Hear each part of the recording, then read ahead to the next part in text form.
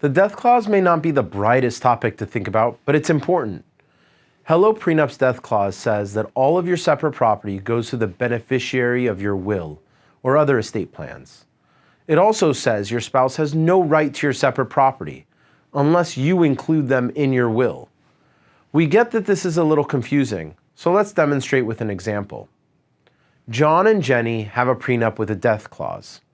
Jenny has a will that says all of her separate property should go to her cousin Billy. John and Jenny get married and live happily ever after. But unfortunately, Jenny passes away from an illness. What happens to her separate property? You guessed it, it goes to her cousin Billy. This is because she has a death clause in her prenup pointing to her will.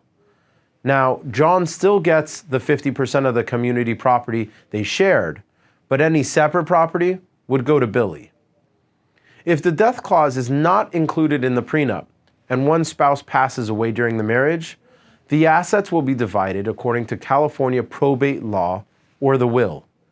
It's important to note that under California law, the surviving spouse may be entitled to receive a portion of their spouse's separate property, even without a will when there's no death clause.